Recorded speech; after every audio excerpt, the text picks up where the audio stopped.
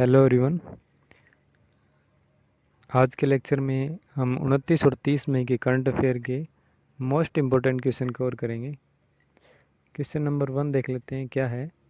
Question number 1 है, हाल ही में किस राज्य के राज्यपाल ने संपत्ति एक्सते वसूली विधेयक 2021 को मंजूरी दी है? तो हाल ही में ये बिल पारित किया गया है, हरियाणा के राज्यपाल द्वारा इसको मंजूरी दे दी गई है। इस बिल की मंजूरी के बाद क्या होगा, हरियाणा में जो प्रदर्शन हो रहे हैं या फिर जब भी प्रदर्शन होगा तो उसमें जो सरकारी संपत्तियों को नुकसान पहुंचाया जाएगा तो उसका जो हर्जाना है वो प्रदर्शन करने वाले लोगों से ही लिया जाएगा। विशेष है इसमें, हरियाणा के राज्यपाल द्वारा संपत्ति एक्सती वसूली विधेयक 2021 को मंजूरी दे दी गई है, जिसके बाद यह कानून बन गया है। इस कानून के तहत सरकार के पास किसी भी प्रदर्शन के दौरान सरकारी संपत्ति को नुकसान पहुंचाने वालों से नुकसान का हर्जाना वसूलने का अधिकार होगा। यह विधेयक 18 मार्च 2021 को विधानसभा में पारित हुआ था। कहने का मतलब क्या है कि ये बिल 18 मार्च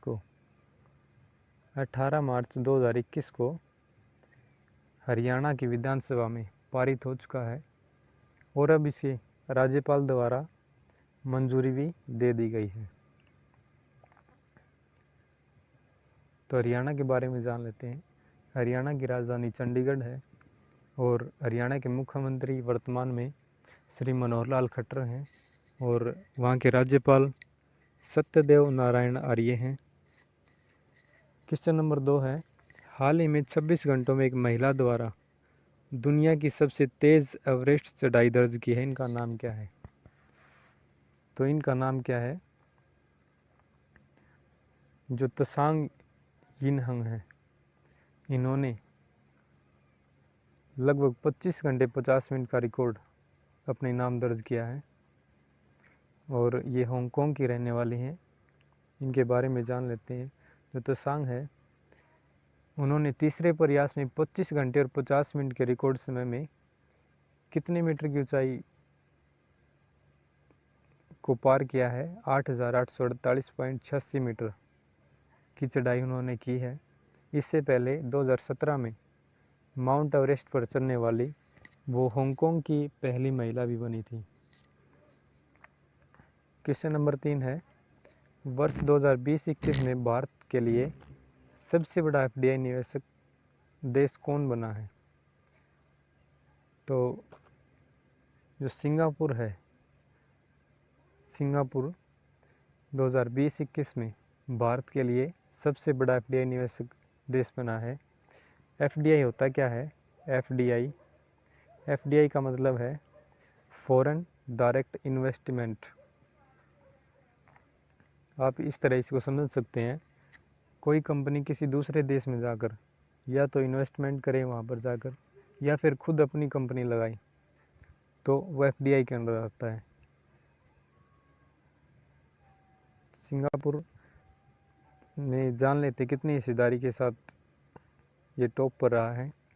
कोरोना महामारी के बीच प्रत्यक्ष विदेशी निवेश, एफडीआई को हिंदी में बोलते हैं प्रत्यक्ष विदेशी निवेश, 10% का बड़ा उछाल आया है।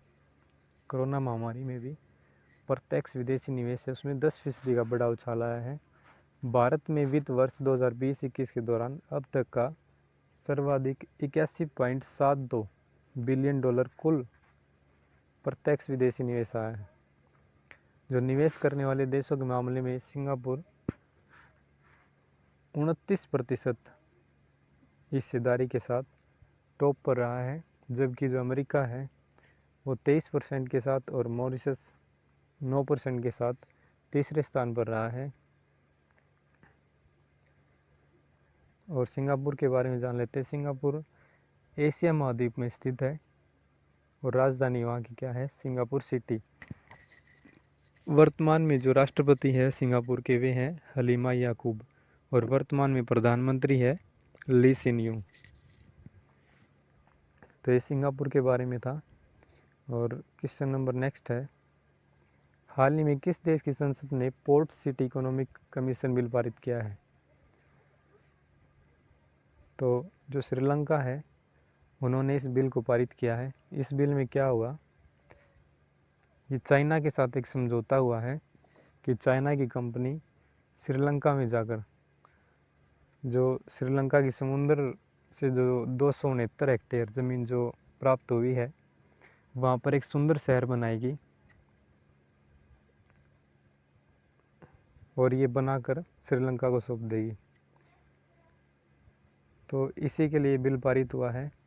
विशेष है इसमें, श्रीलंका की संसद ने port city economic commission bill पारित किया है जो आधिकारिक तौर पर समुद्र से प्राप्त 269 हेक्टेयर ज़मीन को सेवा उन्मुख उद्योगों के लिए देश के पहले विशेष आर्थिक क्षेत्र जो सेज है के रूप में घोषित करता है। सेज मतलब क्या है? सेज का मतलब है स्पेशल इकोनॉमिक जोन। समाचार एजेंसी जो है सिन्हुआ, उसकी रिपोर्ट के अनुसार इस विधेयक के पक्ष में जो वोटिंग हुई है, पक्ष में 169 वोट मिले हैं और विपक्ष में 58 वोट। इस बिल के पक्ष में 149 और विपक्ष में 58 मत मिले हैं और इसी के साथ ये बिल श्रीलंका की संसद में पारित हो गया है। क्वेश्चन नंबर नेक्स्ट है, किस भारतीय राज्य ने 2020-21 के दौरान सबसे ज़्यादा FDI क्वालिटी प्रभाव प्राप्त किया है? तो सबसे ज़्यादा जो FDI प्राप्त किया है वो गुजरात है। गुजरात ने लगभग 37% FDI प्राप्त किया है। FDI हमने पिछले क्वेश्चन में देख लिया है कि FDI क्या होता है, फॉरेन डायरेक्ट इन्वेस्टमेंट। इसको हिंदी में हम कहते हैं प्रत्यक्ष विदेशी निवेश। इसमें विशेष है,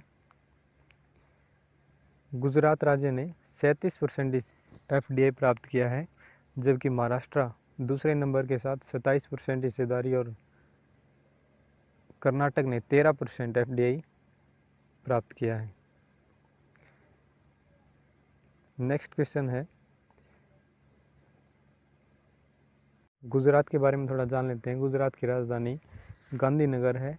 वहाँ के वर्तमान में मुख्यमंत्री विजय रूपाणी है और करंट में क्या है वहाँ के लिए, जो भारत का सबसे बड़ा जो हार्ट हॉस्पिटल है वो गुजरात के अहमदाबाद में ही है। तो ये गुजरात के बारे में थोड़ी सी जानकारी थी। क्वेश्चन नंबर नेक्स्ट है, राष्ट्रमंडल दिवस कब मनाया जाता है? तो राष्ट्रमंडल दिवस 24 मई को मनाया जाता है।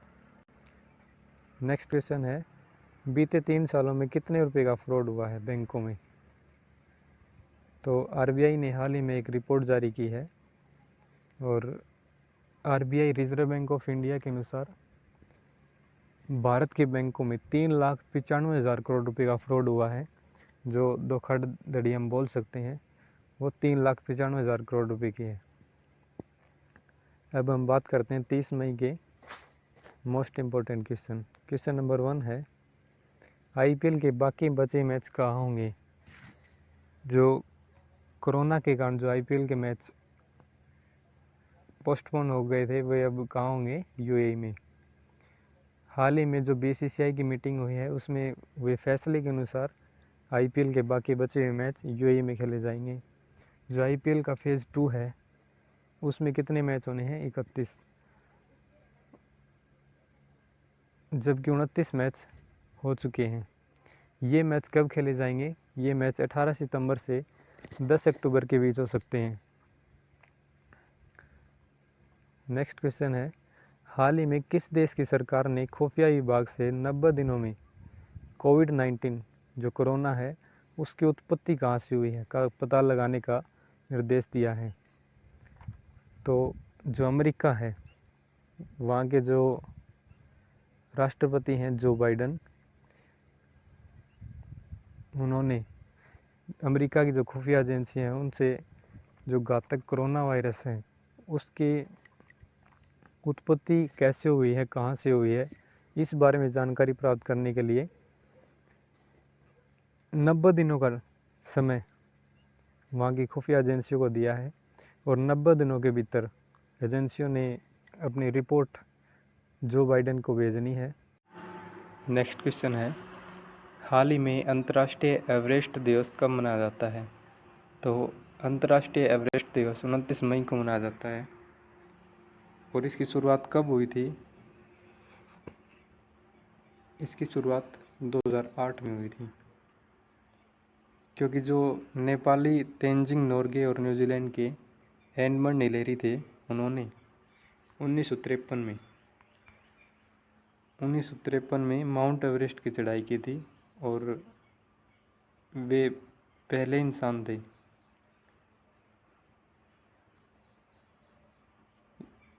यह उपलब्धि हासिल करने वाले वो पहले इंसान भी थे। और 2008 में उनका निधन हुआ था, हिलेरी का।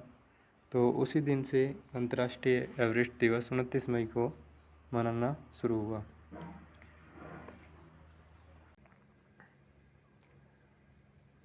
क्वेश्चन नंबर नेक्स्ट है, हाल ही में किस अभिनेता को यूएई सरकार ने गोल्डन वीज़ा दिया है? तो संजय दत्त एक ऐसे अभिनेता हैं जिसको यूएई सरकार ने गोल्डन वीज़ा दिया है। और ये विशेष क्यों है? गोल्डन वीज़ा नवंबर 2020 में इसको मंजूरी दी गई थी और ये 10 साल के लिए वैलिड होता है। ये डॉक्टर्स को दिया जाता है, इंजीनियर्स को दिया जाता है, पीएचडी होल्डर होते हैं उनको दिया जाता है। तो इसके बाद इसमें थोड़ा सा चेंज किया गया था, तो उसी के अनुसार ये संजय दत्त को भी मिला है। नेक्स्ट क्वेश्चन है, टोक्यो ओलंपिक खेलों में कुश्ती मैचों में अंपायरिंग करने वाले भारत के पहले रेफरी कौन बने हैं? तो अशोक कुमार। जो ओलंपिक खेलों में जो कुश्ती मैच होंगे उसमें अंपायरिंग करने वाले भारत के एकमात्र रेफरी होंगे। यूनाइटेड वर्ल्ड रेसलिंग द्वारा जो जारी अधिकारियों की सूची है उसमें उनका नाम जारी किया गया है। तो आज की वीडियो में इतना ही। आई होप कि आपके लिए ये सभी क्वेश्चन हेल्पफुल होंगे। Thanks for watching.